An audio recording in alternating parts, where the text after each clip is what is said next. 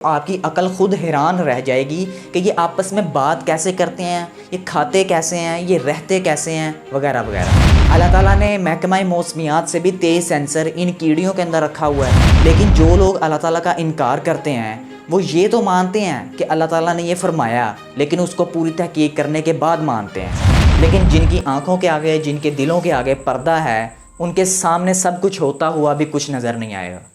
السلام علیکم ورحمۃ اللہ۔ اللہ تعالیٰ نے اس دنیا میں چھوٹی چیز سے لے کے بڑی چیز تک، چیونٹی سے لے کے شیر تک، کوئی بھی ایسی چیز نہیں جس کو اللہ تعالیٰ نے بے مقصد پیدا کیا ہو۔ ہر ایک چیز کا، ہر ایک جاندار مخلوق کا اس دنیا میں آنے کا کوئی نہ کوئی مقصد ہے۔ اگر ہم یہ کہیں کہ اگر اس دنیا سے شہد کی مکھیاں ختم ہو جائیں تو انسان زندہ نہیں رہ سکتے 3 دن کے بعد، تو یہ بات سچ ہے۔ تو آج کی اس ویڈیو میں آپ کو چیونٹیوں کے متعلق، کیڑیوں کے متعلق کچھ ایسے حقائق، کچھ ایسی باتیں بتانے جا رہا ہوں جو آپ کی عقل کو حیران کر کے رکھ دیں گی۔ ایک چیونٹی جسے ہم انسان کچھ بھی نہیں سمجھتے، لیکن اس کا بھی اس دنیا میں آنے کا کوئی نہ کوئی مقصد ہے۔ جو باتیں ان چیونٹیوں کے متعلق اللہ تعالیٰ نے 1400 سال پہلے ہی قرآن مجید میں فرما دی تھیں، وہ آج سائنس بہت سے تجربات کرنے کے بعد معلوم کر سکی ہے۔ یہی فرق ہے اللہ کو ماننے والوں میں اور اللہ کا انکار کرنے والوں میں، کہ اللہ تعالیٰ نے جو فرما دیا ہم نے آنکھیں بند کر کے اس کو مان لیا، لیکن جو لوگ اللہ تعالیٰ کا انکار کرتے ہیں وہ یہ تو مانتے ہیں کہ اللہ تعالیٰ نے یہ فرمایا، لیکن اس کو پوری تحقیق کرنے کے بعد مانتے ہیں۔ کیا آپ جانتے ہیں کہ چیونٹیوں کو کیسے پہلے پتہ لگ جاتا ہے کہ بارش ہونے والی ہے؟ وہ پہلے سے ہی اپنا انتظام کیسے کر لیتے ہیں؟ اللہ تعالیٰ نے محکمہ موسمیات سے بھی 23 سینسر ان کیڑیوں کے اندر رکھا ہوا ہے۔ اللہ تعالیٰ نے قرآن مجید میں سورہ نمل میں 17 اور 18 آیت میں چیونٹیوں کے متعلق فرمایا ہے، اور سلیمان نکلے اپنے پورے لشکر کو لے کر، جس میں انسان، جن اور تمام جانور تھے۔ فوج بندی کیے ہوئے جانے لگے، یہاں تک کہ وہ گزرے وادی نمل سے، جو چیونٹیوں کی وادی تھی۔ ایک چیونٹی نے دوسری چیونٹی سے کہا کہ اے چیونٹیوں، اپنے گھر میں چلی جاؤ، کہیں تمہیں سلیمان اور اس کی فوج نہ پیس ڈالیں اور انہیں خبر بھی نہ ہو۔ اور جب سلیمان علیہ السلام نے اس چیونٹی کی پوری بات سنی تو سلیمان علیہ السلام مسکرائے اور اپنے لشکر کا رخ موڑ لیا۔ چیونٹیاں سلیمان علیہ السلام سے بات کرتی تھیں۔ اللہ تعالیٰ نے سلیمان علیہ السلام کو بات سمجھنے کی، جانوروں کی، پرندوں کی اور ان چیونٹیوں کی بات سمجھنے کی صلاحیت عطا کی ہوئی تھی۔ جو بات اللہ تعالیٰ نے قرآن مجید میں آج سے 1400 سال پہلے ہی بیان کر دی، آج وہی بات سائنسدان مختلف تجربات کر کے پھر معلوم کر سکے ہیں۔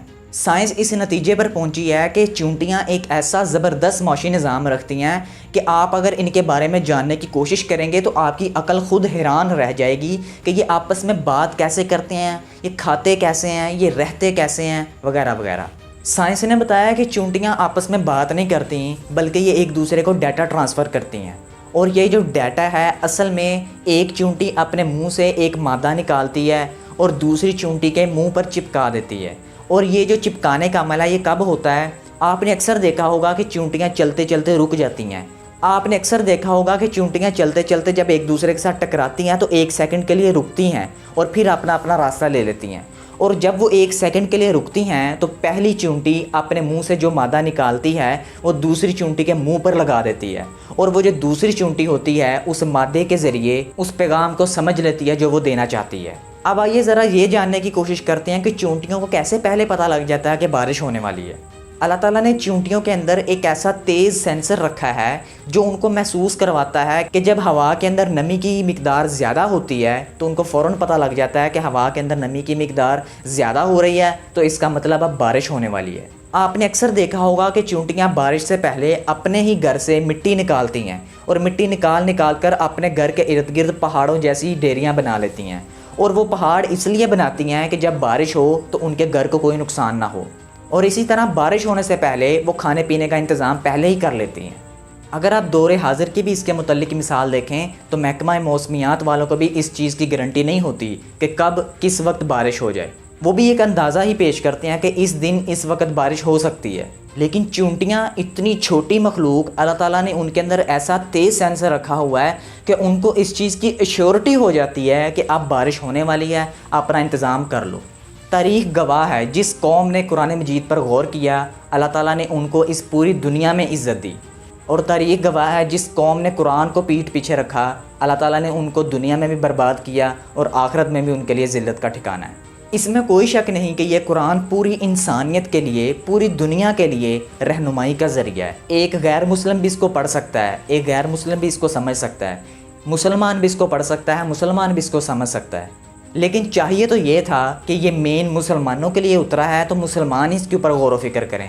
آج افسوس کی بات ہے کہ ایک سائنسدان جو کہ مسلمان بھی نہیں ہے، جس نے نبی کریم صلی اللہ علیہ وسلم کا کلمہ بھی نہیں پڑھا، آج وہ اس قرآن پر غور و فکر کر رہا ہے اور اس میں سے وہ پوائنٹس نکال رہا ہے جو آج سے اللہ تعالیٰ نے قرآن مجید میں 1400 سال پہلے ہی بیان کر دیے تھے۔